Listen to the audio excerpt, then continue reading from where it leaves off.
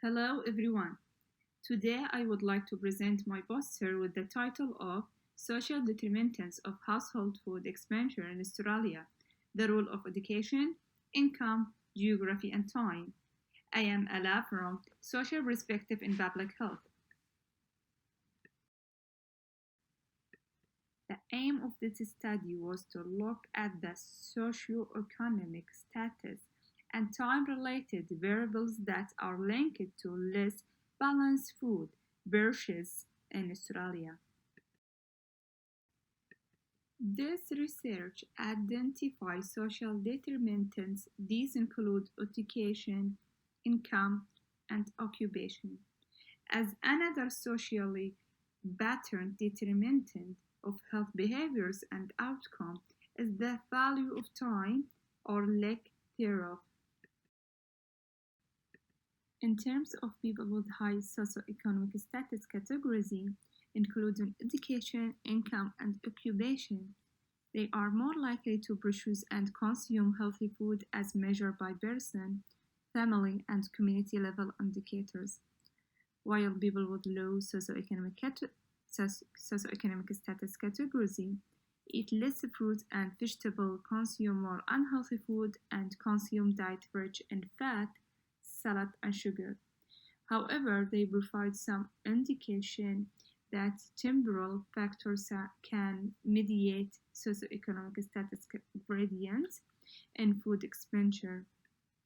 For example, the richest people, those with long work hours, are spending relatively less of their budgets on food to prepare at home.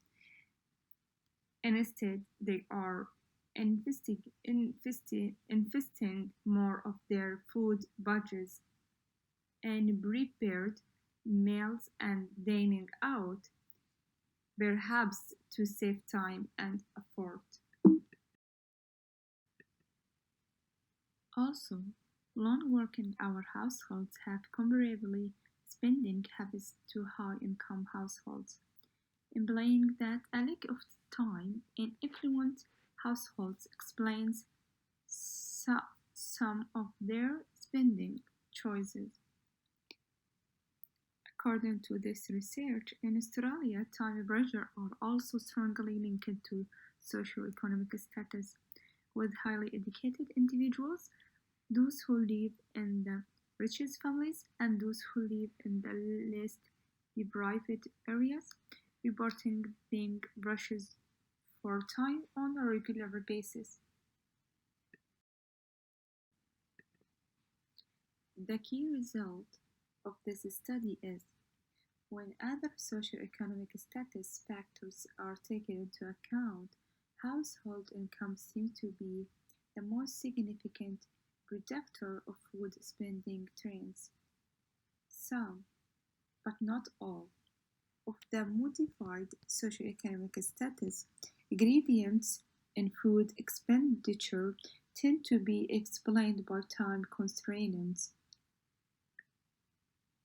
When comparing home food intake types, processed and unprocessed foods, to food consumed away from home, takeaway, and restaurant foods, it's become clear that even with better skilled and less deprived households expend a similar proportion of their overall food expenditure on processed and unprocessed food prepared at home and a large proportion on food purchased away from home at restaurant. The relationship between social inequalities and socio-economic status and connected this to health outcomes indicates that the decline in the less balanced food variations in Australia contributed to an increase in behavioral problems and a deterioration in public health. For example, the variation in diet and other health behaviors lead to an increase in non-communicable disease such as obesity.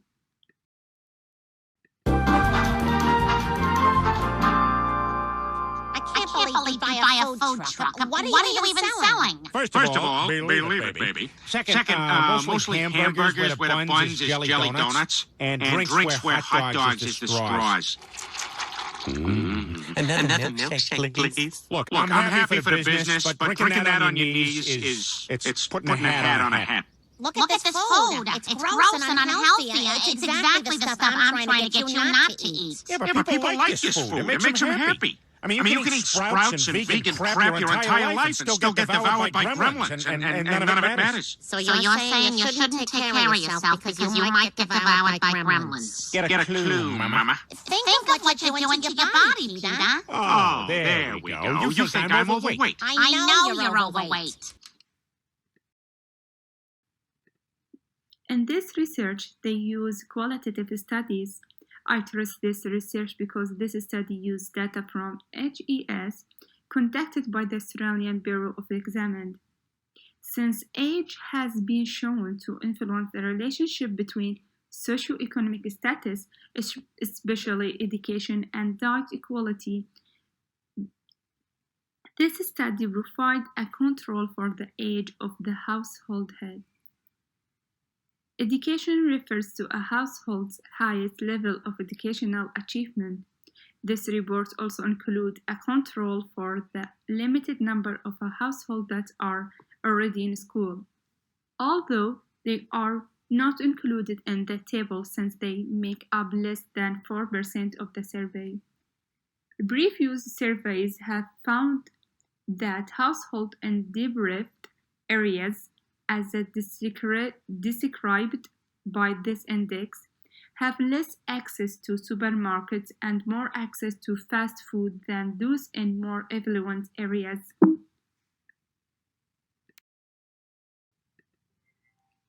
To address the result, the importance of household education level is a successful way.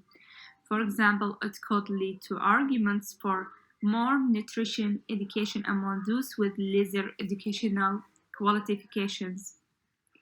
It is likely that the highly educated prioritize health effects of spending decisions, since they have so few social and economic benefits in terms of career stability and earnings ability.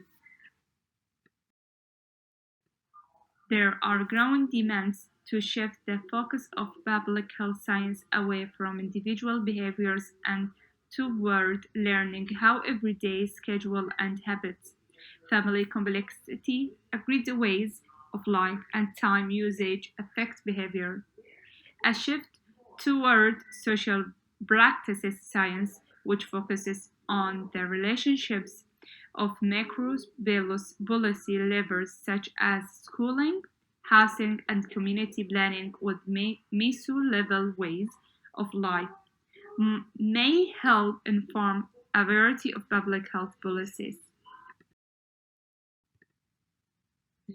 Also, governments should reduce the attractiveness of nutritionally inferior foods by limiting food advertisement and promoting optimistic narratives, food-related themes, or participating in the reframing of myths food around consumption-oriented behaviors and well-being that perceive healthy eating to be the product of multi-level structures. Moreover, the main findings suggest that when it comes to responding to unhealthy diet, policymakers should be mindful that relying on isolated socioeconomic status measure will only classify individual and complex dietary health hazards, rendering single indicator-based responses ineffective. Instead, when considering policy alternatives, they should consider several points of downside. Insights obtained of qualitative research about the social cultural variables that affect dietary preference cannot easily be incorporated into socioeconomic status metrics. For example, food's position in enjoyment, family units, and social community identification, as well as non-economic evaluation of health risk environment are caused by expectations of the value of health behaviors and attitudes toward about eating.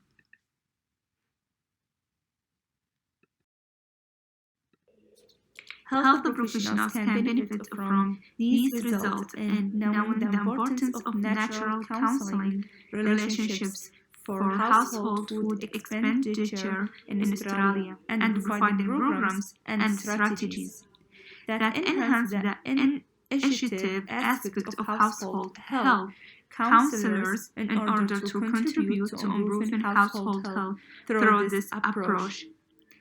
Indeed, decision makers play an important role in making decisions that enhance the role of an initiative and guidance by directing states, institutions such as education and health in taking this approach. That's all of my presentation. Thank you.